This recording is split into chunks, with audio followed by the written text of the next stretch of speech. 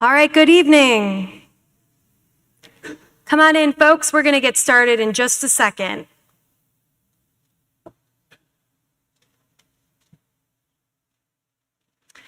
All right, welcome to Senior and Family College Bound Night. For those of you who don't know me, my name is Bianca Novacek, and I'm the College and Career Counselor here. This is so exciting to see such a packed house for tonight. Thank you all for joining us. This evening, we will be discussing the college application process for the exciting class of 2025 and your endeavors for life after Carmel. We do have a packed agenda for this evening, and I'll tell everybody right now that this whole presentation is being recorded, so a link will be sent out in the next couple of days if you miss anything and would like to refer back to my slideshow. So to get started, up here we have all of our school counselors. All of our seniors are assigned one school counselor that they will meet with for any day-to-day academic, social-emotional, and college and career questions that they may have. Our counselors are here to serve you, and we are excited to partner with each of you on this journey. My role as the college and career counselor is to serve as an extra layer of support for our students here at Carmel. If you find yourself having any sort of specific college or career questions, such as a particular major, a particular college or profession that you're thinking about, or a particular university that you'd like more information, you can seek my help out for that, and I'm happy to support you with that process. All of our counselors are in the middle of meeting with each of their seniors. Each senior will have an individual meeting with their school counselor throughout the next few days in August into the month of September. During this time, your student can expect to speak with their counselor about what they're anticipating to do with their plans for after graduation. This is a great time to talk through any concerns that you may have, and it's a great time to ask your counselor for any suggestions that they may have for you while creating your college application list. Okay, so all of the students in here are familiar with the College and Career Counseling Google site. But for parents and guardians, if you're not familiar with this site, I encourage all of you to check it out whenever you have a chance. This site is designed to help the entire Carmel community, but mostly our class of 2025 with creating and submitting their college applications. You can find it linked on the Veracross portal under Student Services, and we also have it linked in Maya Learning as well. We'll talk more about the College and Career Counseling Google site throughout the evening.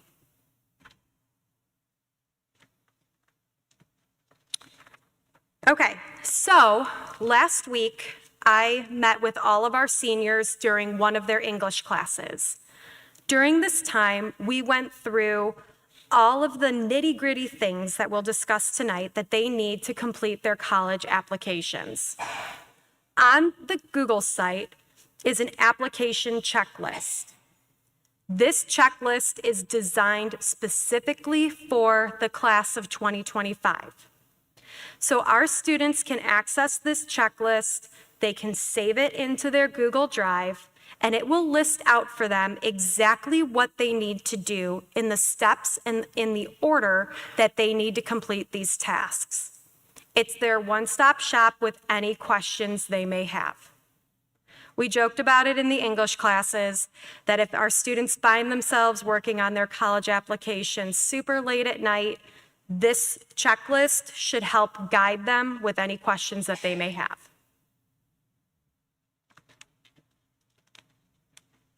Okay, so one thing at Carmel that we have here, we have a program called Maya Learning. For those of you who are not familiar with Maya Learning, it's our college and career readiness platform. This tool is used for researching colleges, universities, careers, and majors. Every student at Carmel has a login. Parents, you also have a login. If you're unsure on how to access it, you could reach out to your student's counselor or reach out directly to me. What's great about Maya is not only can you use it for a research tool, but it's also critical in our application process. Our students, I told them this during our English classes, our students should think of Maya Learning as their electronic post office. So any documents that come from Carmel, such as a transcript, a letter of recommendation, a copy of our school profile, those documents will be sent through Maya Learning by your student's counselor. So all students need to familiarize themselves on how to use it. We've gone over this over the past couple of years, just going into their classes and talking about it in advisory, but it is something that will be really critical in their process. Right now, most of our students are working on refining their college application list. So last year when we chatted, for those of you who joined us for junior and family college planning night, we talked about generating your college wish list. So putting together a healthy college application list of schools that would fit you. Now, fit you means you're looking for schools that will academically, socially, and financially fit you as a student. We tell students when they're looking at these schools, as they're beginning to research them, as they're visiting different college campuses, put your schools into a couple different categories. As you're thinking about them, think about your schools that are safety, target, and reach. So we tell students that a solid college list should have quite a few safety schools, which means that you're confident of admission, meaning you feel pretty good that you would academically be admitted. Target means that you're kind of on the bubble. You're not totally sure if you'll be admitted or not, but you'd like to take a chance on it. And reach, we tend to tell our students to have a couple reach schools, maybe a few dream schools out there that you would like to pursue, but know that being admitted may not happen. Overall, we do encourage our students to really get on campus, tour the facilities, talk with the admission guides, and find out if this is a good fit for you and your family. Now, many of you may be sitting here thinking about how many colleges should I apply to? That depends. We typically see the average Carmel student apply to about 5 to 8 schools. Now, this is just an average. We'll have students apply to more than 8 schools. We'll have students apply to less than 5 schools. That really comes down to how much research you've done as an applicant and what your journey looks like. So for students who are considering athletics, your college list, your search may look completely different than this. You may be recruited by more than average of these schools. Or if you're a family that has really done your research and you know maybe there's 3 schools out there that you feel pretty confident of applying to, that's okay as well. We typically recommend, again, that the majority of your colleges on this list are safety schools and target schools, with only a few being a reach.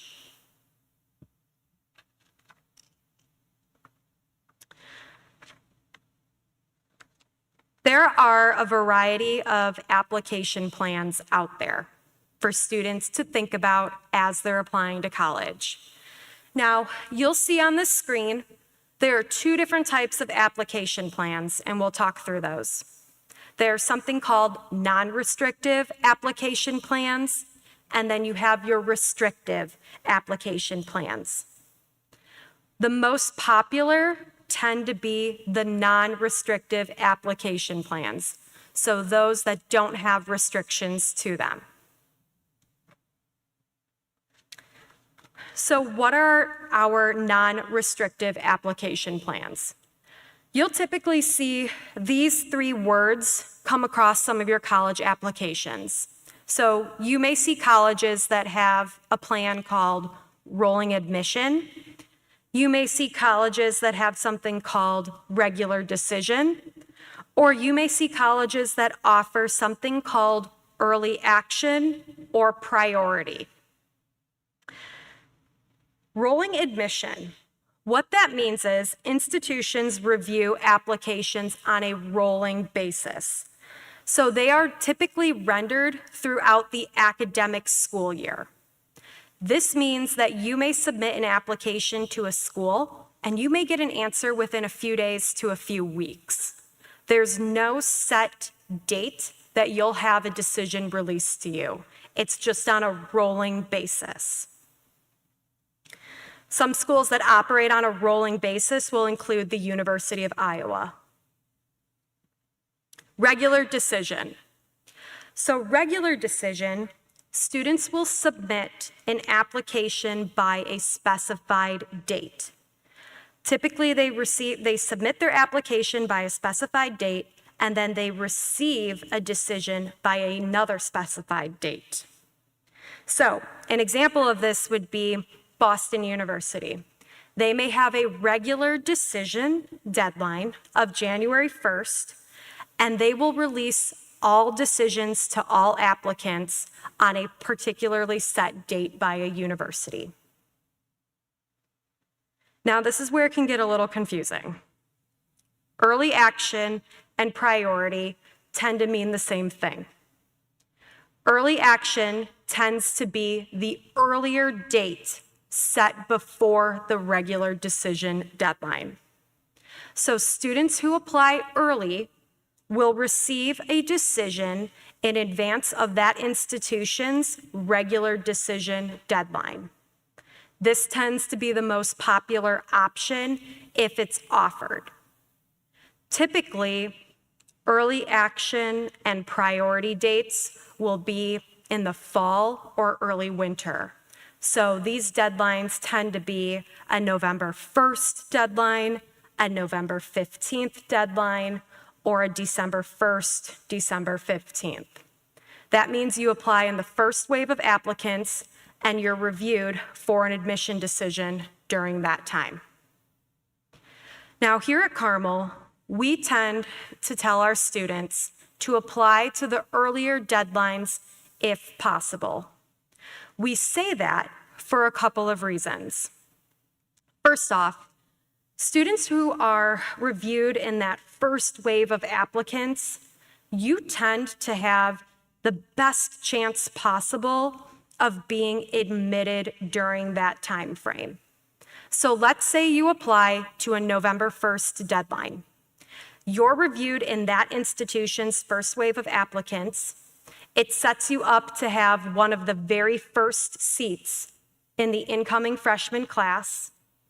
And not only that, are you looked at for having your chances most academically admitted, but it also sets you up to be looked at for the most amount of scholarship and financial aid at that point. And that's because the pool of funds is at its greatest during that time. So our suggestion is if you see that early action or that priority deadline, apply by that date. Now, for students who may apply to one of those deadlines, and let's say you receive your admission decision from the institution, and they say, we can't offer you admission at this time, but we also can't deny you admission at this time. This happens more often than you would think. It's called being deferred. If your application is deferred, it will be kicked back to that regular decision deadline. So it offers you the opportunity to be re-reviewed during the regular decision pool. So it's a nice extra bonus in case you can't be admitted right away. Now, these three application plans, they're non-restrictive. So what that means is that there are no restrictions to them.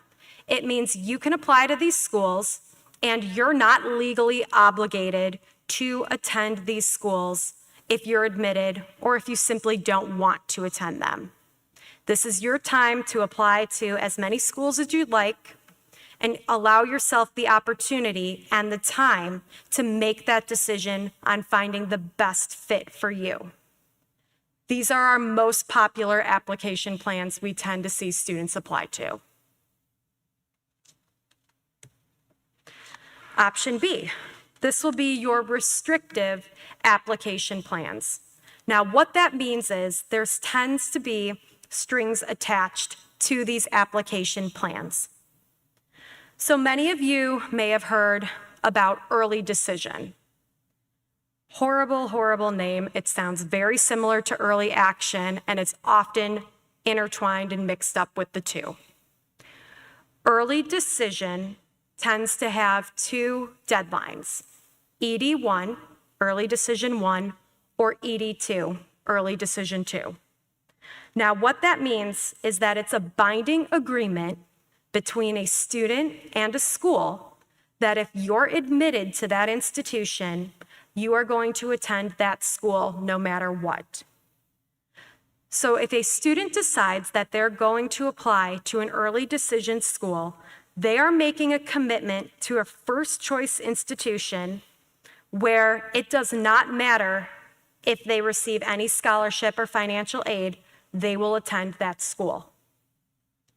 Now, we do see students at Carmel apply to either an early decision 1 or an early decision 2 binding agreement.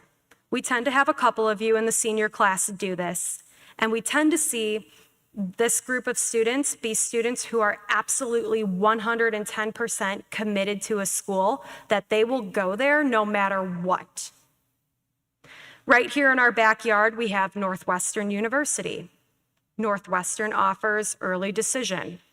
We tend to see a lot of our students who have a dream of attending Northwestern want to apply to their early decision pool because they believe if they're admitted, they will go there no matter what.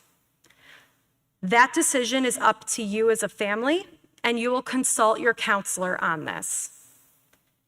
If you decide to apply early decision, have that conversation with your counselor because there are documents that will need to be signed in your application by the student, the parent or guardian, and the counselor.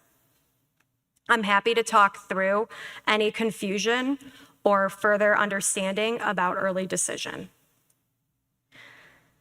Another restrictive application plan that many of you may see is called REA, Restrictive Early Action.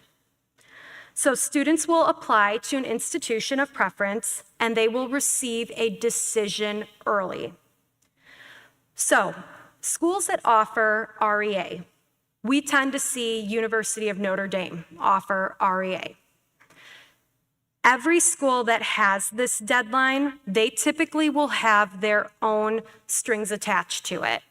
So for example, with the University of Notre Dame, they say, if you're going to apply in our REA applicant pool, you are not allowed to apply to another school early decision, okay?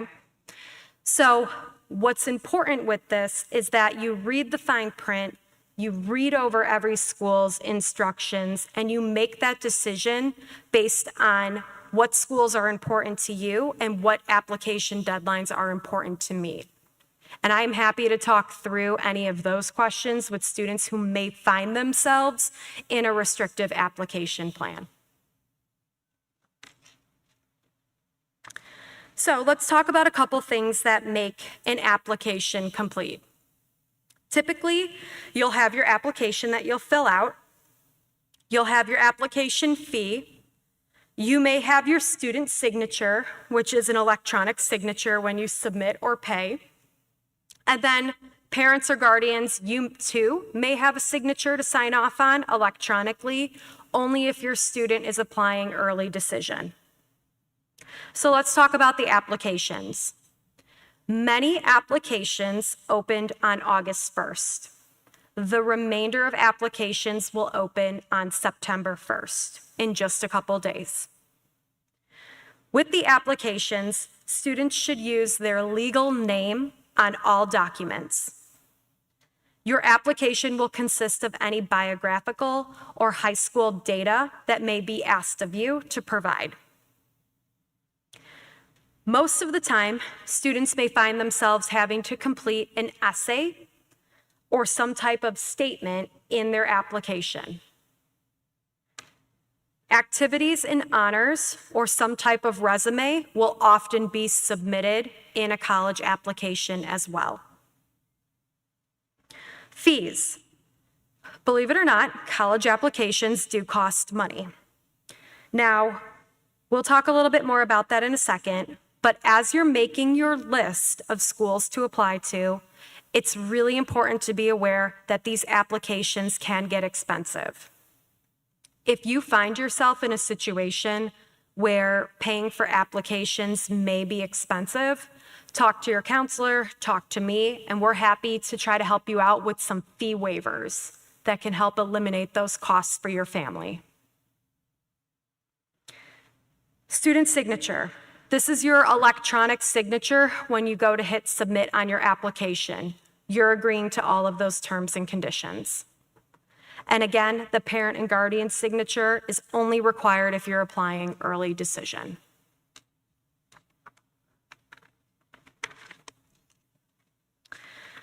Some additional pieces to your applications that you may find may include a transcript, a secondary school report, which is also called an SSR, test scores such as ACT or SAT scores, a recommendation letter, you may have an interview, or you may have to complete some type of audition or portfolio. We'll talk a little bit more about the transcripts in just a second, as well as test scores. But for those of you who come across anywhere on your application that says you need a secondary school report, this is sent by your school counselor, and what we do is we take a copy of our school profile here at Carmel, and we bundle it together, and we send that off to your colleges. So we will highlight what our grading scale is here at Carmel. We'll highlight what courses we offer here. We'll highlight the rigor that we have here, and we send that to the colleges so you can be evaluated based on coming from Carmel Catholic. Now, some students may find themselves also needing an interview. Typically, we don't see this very often at many schools, but if you're contacted by a university and they say a college admission rep would like to set up an interview with you, or perhaps they may have an alum want to chat with you, go ahead and move forward with that. Your counselor and myself, we are here to help support you on prepping for that interview if you are called to have one. Audition and portfolio. This tends to be a separate entity to an application if you're applying to the theater or a fine arts program, and there tend to be additional instructions with that.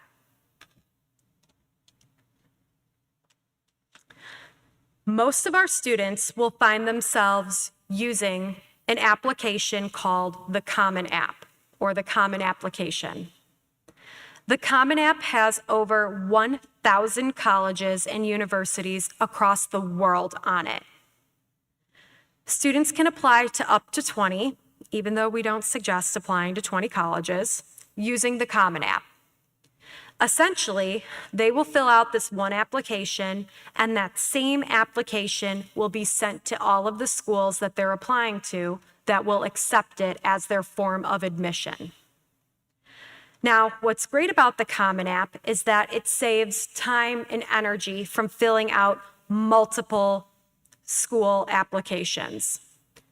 Our students will find themselves basically submitting one essay or one personal statement to all of these schools, which again saves them time or energy. And they'll also fill out the same biographical data as well as high school data that is asked by most of these colleges, and it's all sent in one form for them. Now, what's important to this, and our students know this, and it's highlighted on my website, your Maya Learning accounts and your Common App accounts have to be linked. Seniors, we talked about this in your English class. There are instructions on my website, but in order for your counselor to send any supporting documents from Carmel, you must link the two accounts, and we're happy to help you with that.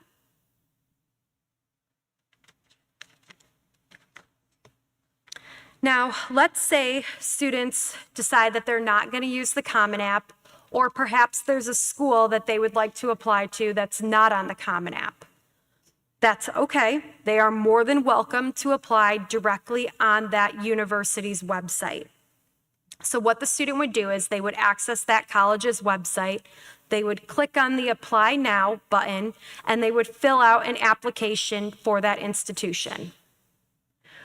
Your counselor will still submit your documents, any supporting documents from Carmel, directly through Maya to this college that you're applying to. Now, the important thing to remember here is that one application does not give more weight in the review process than the other. So, if you're thinking about applying to Indiana University, and if you're thinking, I'm going to increase my chances by applying to IU with the IU app, that will not increase your chances applying on that application versus applying on the Common App. It does not matter. Choose the application that works best for you. Let's talk a little bit about essay and personal statements. Most of our English classes are working on a college essay as an assignment right now. So, essays are mostly found in most college applications, but not all. It's a great opportunity for students to tell a story about themselves that may not be found in their application. So, your essay does not have to be about a poor test score that you've had, maybe your transcript that doesn't reflect who you are as a person, or highlighting your resume and activities list. Your essay does not have to be about this. It's simply a writing sample for colleges to see how well you can write coherently and logically. They want to learn something about you. Take this time to tell them something really great about yourself, or maybe an experience that you've had. In the essay, they're also evaluating you to see if you have the necessary skills in grammar and proofreading, and how well you can write logically. So the Common App will tend to have 7 essay prompts on it. Most of the time, you only need to choose one essay prompt, and that same essay prompt will be sent to all of those schools that you're applying to. Now, a lot of our students will find themselves applying to other colleges that may have supplemental essays. So you may find yourself applying to a school that says, tell us why you want to attend the University of Michigan, or tell us why you want to study whatever major you're anticipating on studying. Those essays are designed particularly for that school. So you can customize and write that essay geared towards a particular institution. But your main essay, that goes to all of your schools that will accept it.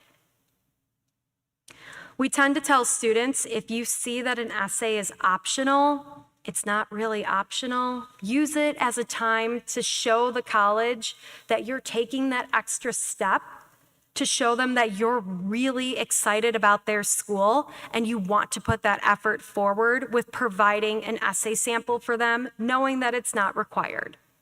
Take that extra time. It makes a difference.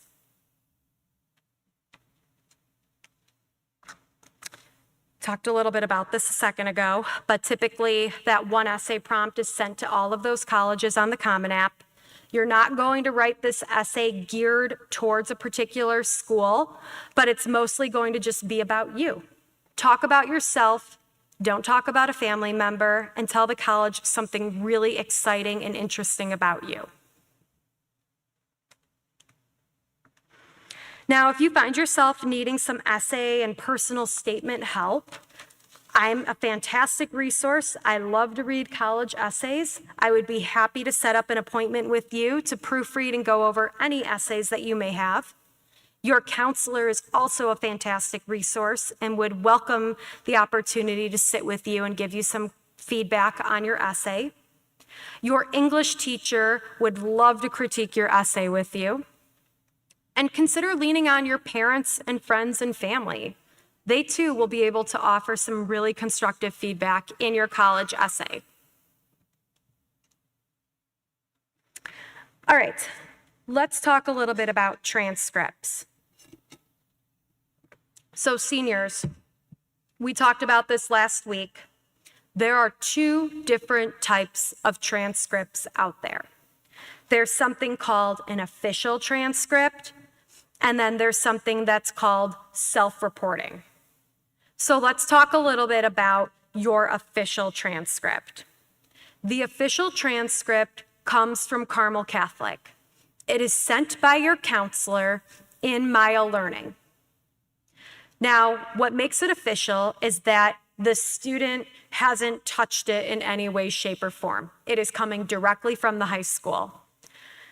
There are a number of schools out there that require official transcripts.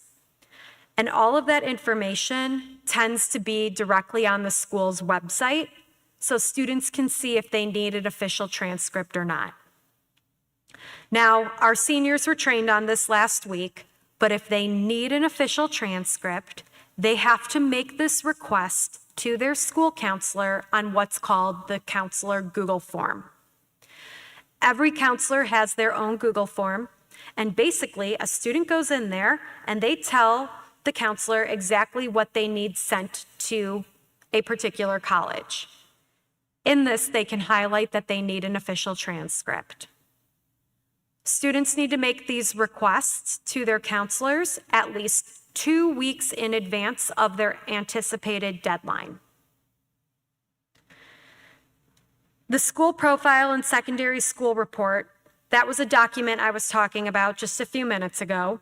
That is bundled with the official transcript. So again, that will highlight who Carmel Catholic is and what opportunities and courses we have to offer here. We do not class rank at Carmel. If you find yourself coming across that question, you can say that it's not applicable. Your curriculum and GPA, that is all included on your transcript and something that you would want to highlight in your application.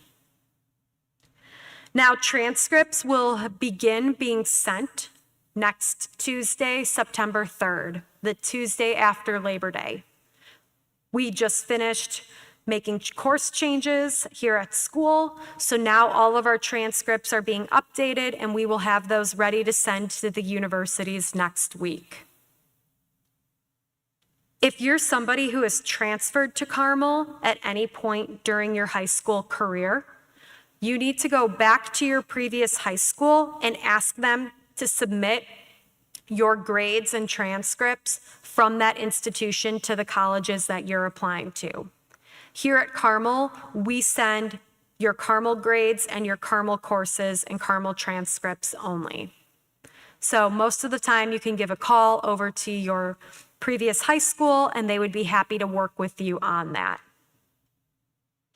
And again, in order for us to send official transcripts, the Common App and Maya Learning must be linked. So let's talk about if you find yourself running into a school that asks you to self-report your grades. So this is called an SRAR, self-reported academic record. So self-reporting means that the student will report their grades, course names, and credits received directly on their transcript to that particular college or university. They will do this directly in their application, or they may be given specific instructions by a school to create another portal to input this information. In this case, an official transcript would not be required to be sent to these schools. You must report exactly what's on your transcript to these colleges. And I say that because if it does not match your transcript, come the time, let's say you decide to enroll there and be a student there next fall, and after graduation, we send them an official copy of your transcript proving that you graduated. If it does not match exactly, you could be in jeopardy of having your offer rescinded. So we talked about this in the English classes. You cannot make up your grades. You cannot make up your courses and credits earned. It must be reported exactly the way that it's on your transcript. These are a couple schools: University of Iowa, our landmark school, University of Illinois, Urbana-Champaign, and the entire University of California system. They are just a few examples of schools who are self-reporting institutions. So it's really important to read the instructions that you input your grades exactly the way that they are.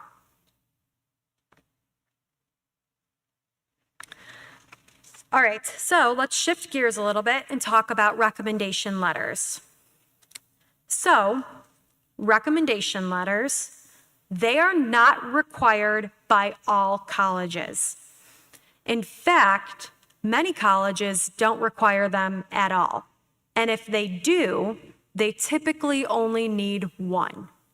And I say typically because that tends to be the case in most cases, but there are a few that may require more than one. So we tell our students, if a school requires a recommendation letter, obtain one.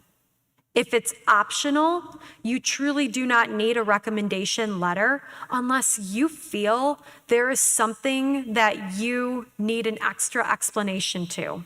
So perhaps you have a relationship with a math teacher, and perhaps you've always struggled in math, or if you've struggled in that individual's class, and they can write about how you overcame those challenges.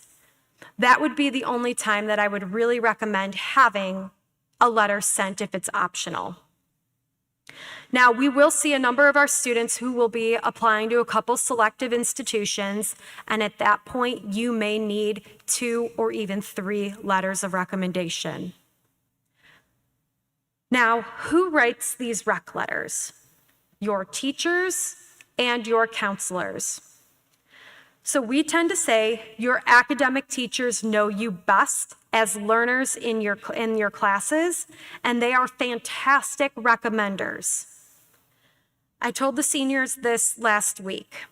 I always like to give a couple recommendations myself as to who would be a good letter writer for you. Now, I tend to say, if you need a rec letter, think about if there's a junior year teacher who could write a letter for you. So someone you have a quality relationship with. Now, if you're thinking, I don't have a junior year teacher, that's okay.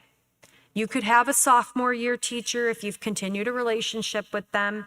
You could even have a freshman year teacher if you've continued a relationship with them. We tend to say senior year teachers may not be a good idea simply because you've only been in school with them for a couple weeks and they don't really know you yet. I also like to say, consider a core academic teacher. So a core subject academic teacher would be English, math, science, social studies, or world language. Colleges tend to like to see a letter come from one of those individuals. Now, if you're sitting here and you're panicking and you're thinking, oh my gosh, I don't have a core subject teacher, I don't have somebody from junior year, that's okay. Think about maybe there's an area of interest that you're planning to study. For example, engineering. Your engineering teacher could be a great resource for you as well. So there is some flexibility. Talk it out with your counselor. They can give you some great perspective as well. We tend to encourage students to steer away from having coaches, church leaders, or employers, or even their advisors write them letters. And we say that because the colleges really want to see these letters either come from your teachers or from your counselor who has known you for quite a few years. Now, our seniors, they've all been trained on this and they've all received instructions, but requesting a rec letter does have a process to it. The entire process is highlighted on the College and Career Counseling Google site. There is some work that the senior will need to do in order to obtain a rec letter, including filling out what's called a teacher or counselor brag sheet. The more information the student can give on this brag sheet, the more information that recommender can have to write a well-crafted letter on your student's behalf. Students, you know where to find this. It's located on the Class of 2025 page. So we briefly talked about having this 2-week internal deadline. When a student needs a transcript, an official transcript, or if they need a letter of recommendation, they must make these requests at least 2 weeks in advance of their application deadline. So most of our students will find themselves having a November 1st deadline. If that's the case, you need to request your transcript and make any recommendation letter requests by October 15th. And quite honestly, I suggest doing that earlier than October 15th, especially for the recommendation letters. We talked about this with the seniors, but we have a lot of really popular teachers here who have a number of rec letters to write. And if you wait until October 15th, they may not be able to help you out at that point. And they do have the power to tell you, unfortunately, I cannot write you a recommendation letter. I'm writing 50 of them already. So give yourself the gift of time. On your applications, shifting gears, you may come across a funny word called FERPA. FERPA stands for the Family Education Rights and Privacy Act. What this means is basically your application is asking you to give permission to release all of your academic information on your application to the colleges that you're planning to apply to. When you come across this screen, it is highly recommended to waive your rights. And what you're doing is you are waiving your rights to the colleges saying, I'm not reviewing my letters of recommendation and I'm not tampering with my supporting documents.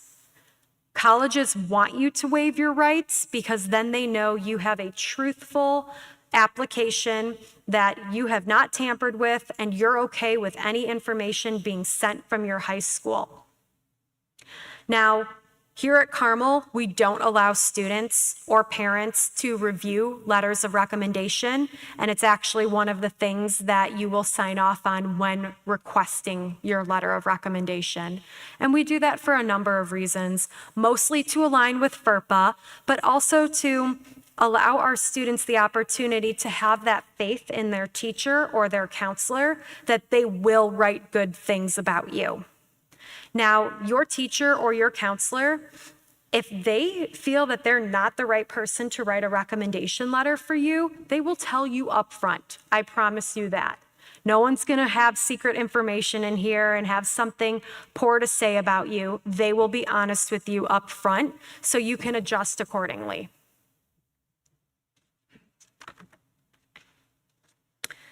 Let's shift into test scores. So, you may come across the words test blind and test optional when it comes to standardized testing for submitting scores for ACT or SAT. So test blind, what does that mean? That means that a school will not consider your scores in the review process even if you submit them. So some examples of test blind schools would be Northern Illinois University and the University of California Public System. They will not review your test scores even if you send them. It's not part of their review process.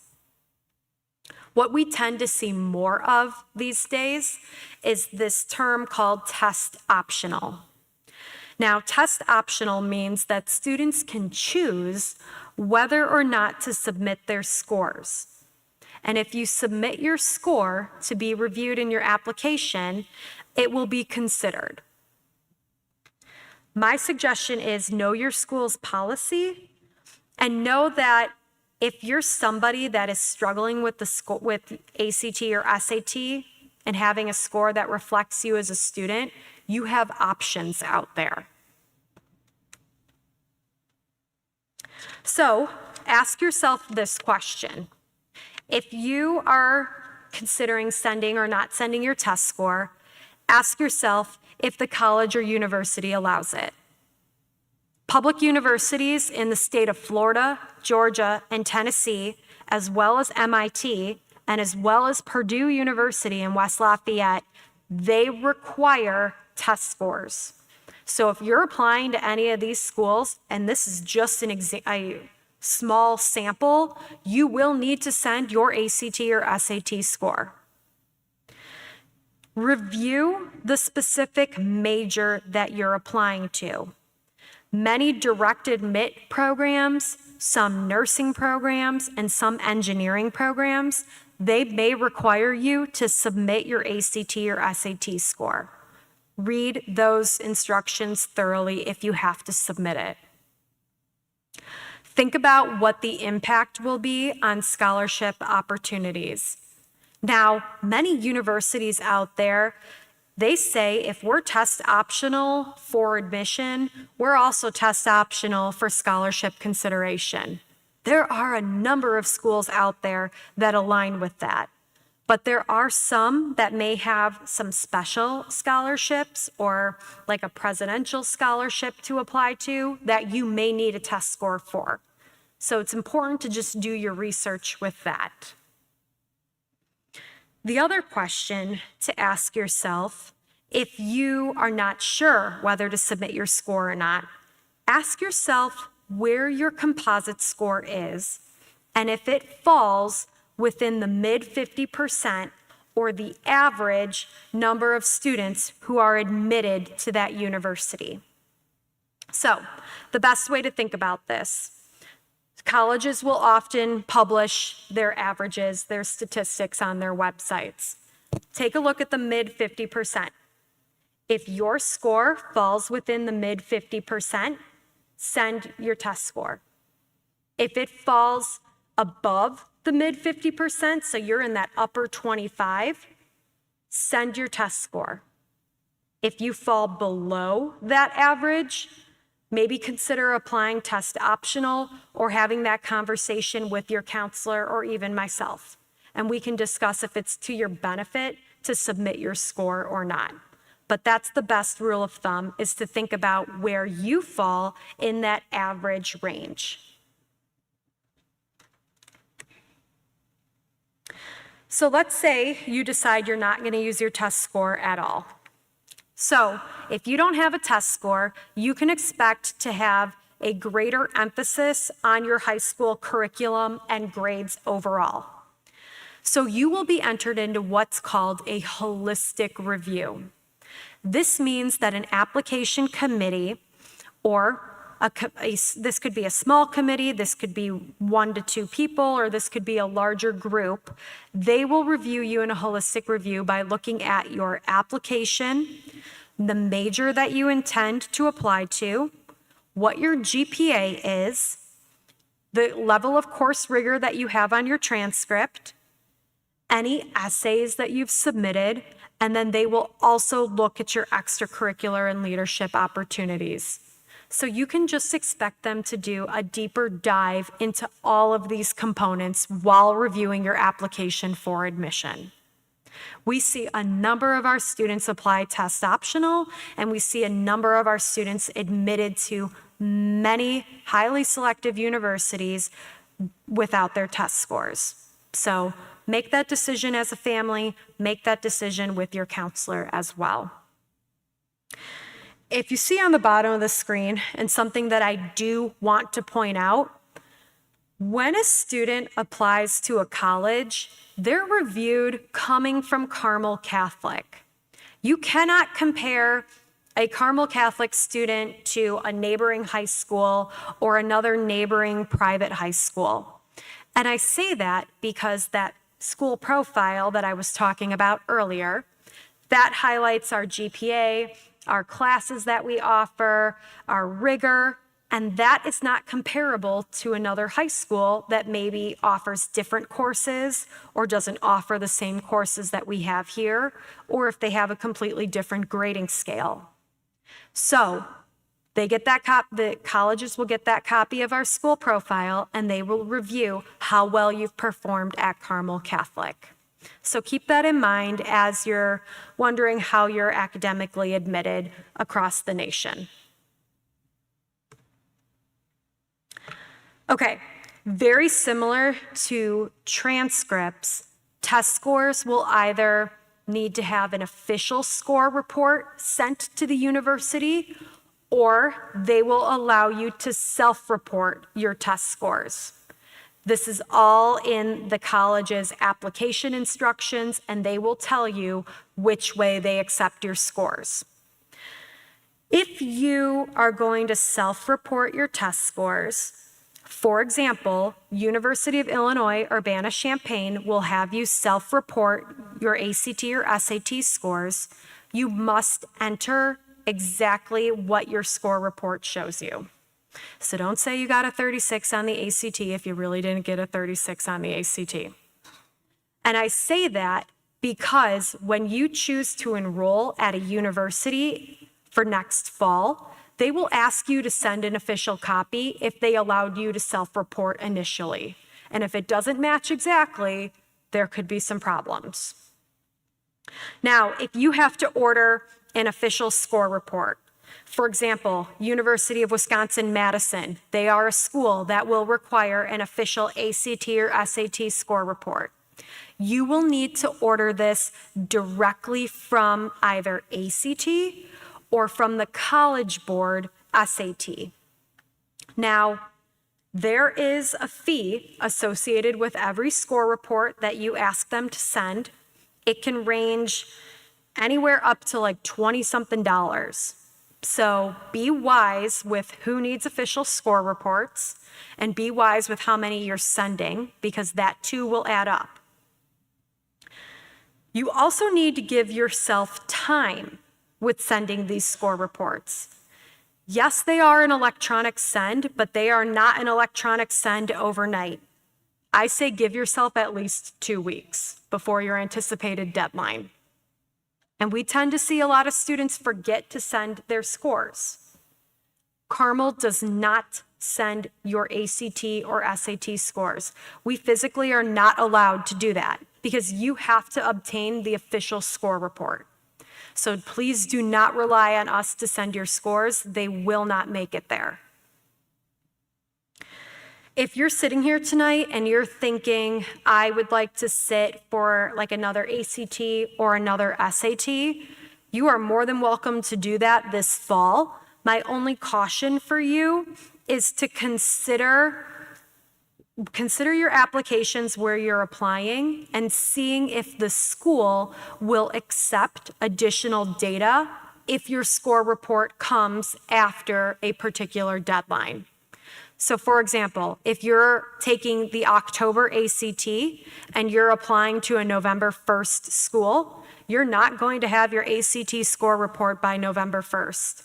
Confirm that the college that you're applying to with that November 1st deadline will accept an updated score. Some schools will, some schools will not. And I'm happy to help with that process too. Okay, so just to recap the evening about where we're at. Students, your role is to come up with your college list, set up those applications and start working on them and submitting them. Write your essays. Link your Common App and Maya Learning accounts so we can submit your documents. Request your transcripts, request your letters of recommendation.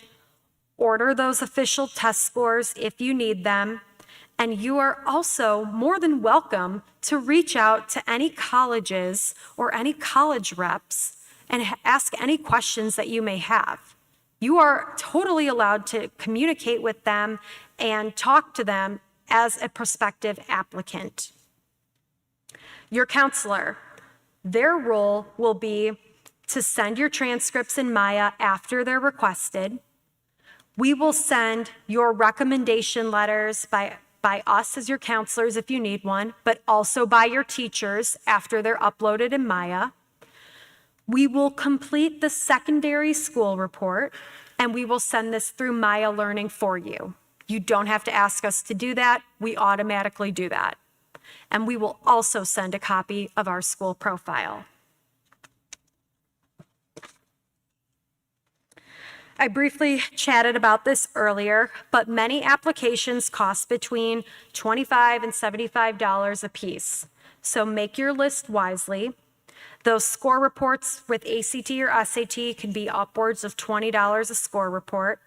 And again, if you need help with paying for any of this, talk to your counselor or talk to me, and I'm happy to help look into fee waivers for you.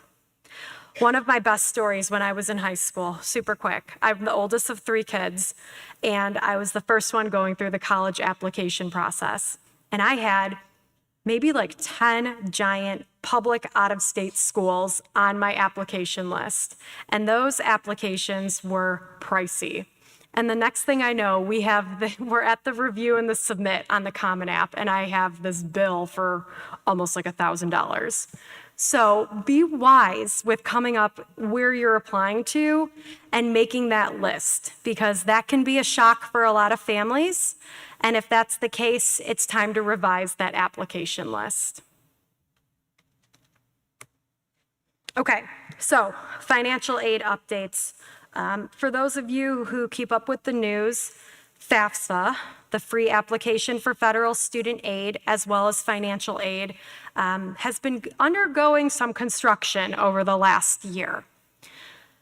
The 2025-2026 FAFSA will open December 1st, 2024, okay? Now, previously, it's always been October 1st, but this year, the government's telling us it will be ready December 1st. I don't know how well they will hold to that deadline. Last year, they told us December 1st, and it wasn't ready till December 31st. It does need to open by December 31st.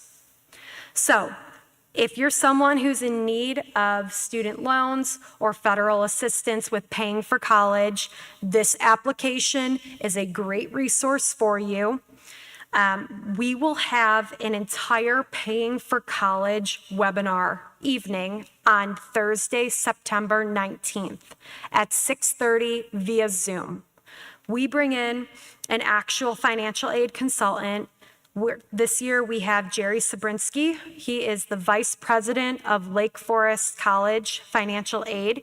He has presented for us in the past, and Jerry is absolutely amazing.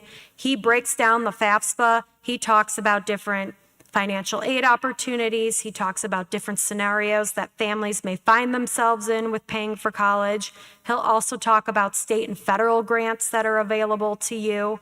So this is just a really great opportunity. And even if you think you're a family out there that may not qualify for aid, it may be worthwhile just hopping in on the Zoom and just listening to what Jerry has to say, because it's really an insightful evening. We will also have a representative from the Illinois Student Assistance Commission, otherwise known as ISAC, who will be present on our campus come January of 2025 to help families who still need to file their FAFSA. So you can have an individual appointment and sit down with somebody to talk through how to file that FAFSA. So that's a great opportunity we have here, and it really helps if you've never done this before, and it even helps if you have multiple students in college. Scholarships. So scholarships, students will see the most amount of money awarded to them by the college or university that they're applying to. That's where the bulk majority of dollars are going to come from. Students should research the different colleges and universities to see what their scholarship applications look like, okay? So most of the time, when you submit an application for admission, that's also your golden ticket to be reviewed for scholarships as well. There may be additional scholarships for you to complete that maybe like an extra scholarship, maybe like a specific award that you're trying to go for or an institution-based. Those would be a separate application with different deadlines, but most of the time, your one application for admission will be your golden ticket. For community and local scholarships here around the Carmel area, Maya Learning is a fantastic resource for any local donors who are looking to award scholarships to students. Now, I periodically update that Maya Learning list. We tend to see most of the scholarships come in January, February, March timeline, so after students are done applying. We also encourage families to check into your community as well. So employers, credit unions, religious organizations that you may be part of, they may have scholarships that they are willing to award to students, and if so, have your student pursue that. Every little bit of money can help with this tuition process. You can also register with scholarship databases like Sallie Mae, FastWeb, CapEx. These are great resources as well. Just know they're more on a national level, so the pool of applicants applying is across the country, and that tends to be a little more competitive. College rep visits. So, students, you've been made aware of this, and I've also sent emails home to families too. College rep visits will kick off on Tuesday, September 3rd. They are held during various class periods in the CCRC. The visits are for our juniors and seniors only. We do not allow parents and guardians, and we do not allow underclassmen to join. But what's great about having these college rep visits is that it's an opportunity for students to learn a snapshot of a college within a 40-minute time span. They can meet with a representative who can talk not only about the institution, but a variety of majors and career pathways that are available to students. And this same representative who may be coming to Carmel may also be one of the people who reviews your application for admission. More than likely, they will probably see your application because they're considered our regional representative. So it's really great for them to see your face and get to know your name. College rep, with these visits, you have to register at least 24 hours in advance, and you can do that directly on the Veracross portal. So students, you'll just sign into your Veracross account and sign up for a rep visit. You must seek your teacher's permission, and you're not allowed to miss for a test or a quiz. So you have to give that teacher a heads up beforehand. Okay, so tonight was really heavily impacted and discussed about four-year colleges.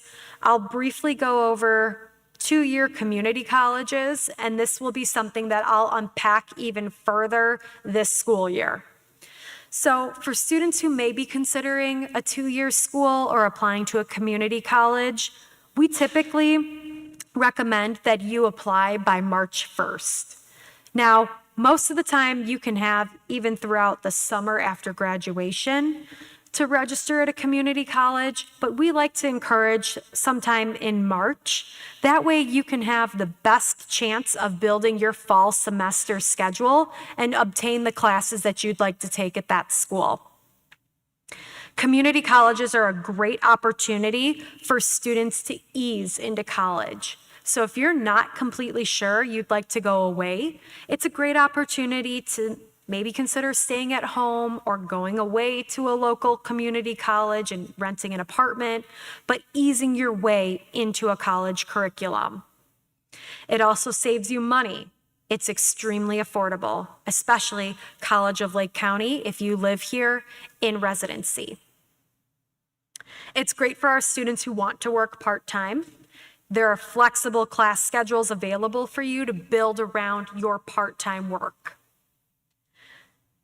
College of Lake County has a wonderful transition program for students who would like to begin their college journey at CLC, but ultimately finish at a 4-year institution. They partner with universities across the country on ensuring that your credits will transfer to that institution, saving you time and money. We most likely will have a CLC field trip in spring of 2025. More info to come. And I'll also have a CLC informational night in winter of 2025 as well. Okay, so wrapping things up. Senior year, your courses and grades are still so important. Please, please, please do not fall into the senior slump. As I mentioned earlier, many times if you are not admitted to a school right away, and if you're not denied, you may be deferred. So at that point, they would defer a decision typically until like January, February, March timeline. And that's because they would like to obtain a copy of your 7th semester transcript, which is your first semester of senior year. So the work that you're doing today in your classes could be really beneficial for your college acceptances. Now, today was the last day to make any course changes. If something is to change for whatever reason, or even for next semester, any dropped or added courses must be communicated to the colleges if your original transcript has already been sent and it said you were going to take a class. So, for example, if you decide you're going to drop a class next semester and you applied this semester to a college, you have to contact that university and let them know you're no longer taking that class. And you have to almost seek their permission to make sure that they're okay with you dropping that class. Now, admission offers, again, this may be revoked due to declining grades. We tend to really interfere with our students and make sure that this does not happen. But again, seniors, this is on you to not let your grades slip and lose your offers. Okay, so next steps and final steps. Review the College and Career Counseling Google site. Reference the application checklist. Make your transcript and letters of recommendation requests at least 2 weeks prior to your anticipated deadlines. Sign up for college rep visits. Complete the FAFSA beginning in December of 2024. And attend Paying for College Night on September 19th. And last but not least, here are some upcoming dates. Again, all of these are posted on my website. The bottom two down here, the Choices Fair and the College of Lake County College Fair, these are great opportunities for students who maybe are looking for a couple extra schools to add to their college list. Choices is designed for students who may have a 504 or an ISP, and they may need additional learning supports at the college level. That fair will be hosted at Niles North High School this year, and there are over 100 colleges that typically attend, and they all offer specific supports for students who have plans.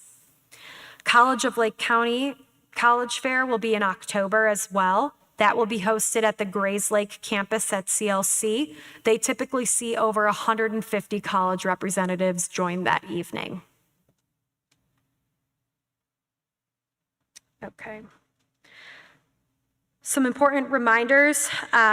Students, you must meet all graduation requirements. That includes credits and service hours. So your service hours are extremely important. Please make sure that you are working on getting those done. We will need a copy of all of your scholarship awards. And that process will typically be announced later into the school year as to how you can report your scholarship dollars to Carmel. So hold on to those scholarship letters as you're receiving them in the mail. We will definitely be looking for them. You have until May 1st to make a decision as to where you will be attending.